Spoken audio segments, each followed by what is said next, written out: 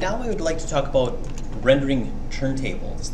So once again, once we have our character set, once we have our document set up, so in this case 1920 by 1080, I can see that that's my canvas size, and I pushed this back using the zoom so I can see the whole thing. I can see my characters in the shot the whole time. Now I'm going to go ahead and create a turntable. So to do that, I'm going to go to Movie. I'm going to pull this over here, and a couple things. If I choose Window, it's going to record the entire window, including all the tools. If I go Document, it's going to just do this gray area, the area that I want. Large is going to be the exact same size as my document size, in this case 1920 by 1080. Then, if I go to Modifiers, here's where I could change the size, or the how long the spin takes. I'm going to leave all of that alone, okay?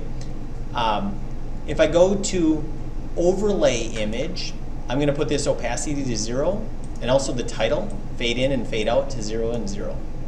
What that'll do is, by default, ZBrush will have their logo on here, fading in and fading out. And you can even upload your own custom logo if you wanted to. But I feel like I don't want any logos fading in or fading out. I also don't want any images overlaid. So I'm going to put all those to 0. Now we're actually ready to begin.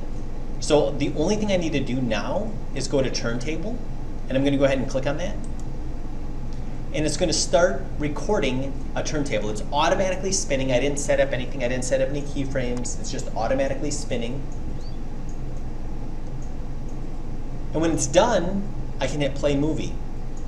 If I hit Play Movie, it's going to show me the video. Now let's say if I realized something was wrong with it for whatever reason, I would have to delete the movie, and I would do that by hitting Delete. Otherwise, let's say if I realized something was wrong with it, for example, I forgot to put these to 0. If I don't delete the movie, and if I did another turntable, it actually adds on to the previous turntable that you just did. So that's why you'd want to delete the video. In this case, I'm happy with it. So I'm going to go ahead and export the movie. And I'm just going to call this turntable. I don't have any choice but to save it as an MPG, so I'm going to leave it at that and hit Save.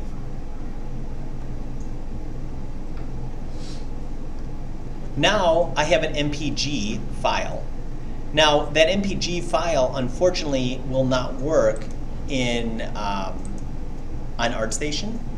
So if I go again to Renders, here's all my renders, and here's my turntable. I want to convert this turntable from an MPG file into an MP4. Why an MP4? Because that's what ArtStation likes. So to do that, I would go down here and type in Adobe Media Encoder. Okay? And if it's not installed, I would have to go to Creative Cloud, Adobe Creative Cloud, and sign in and download this. Okay? Then I would launch the program, and this is what it looks like. Looks kind of scary, but never fear, it's not too bad. I'm going to double click in this area and find my file. Here it is, and click Open.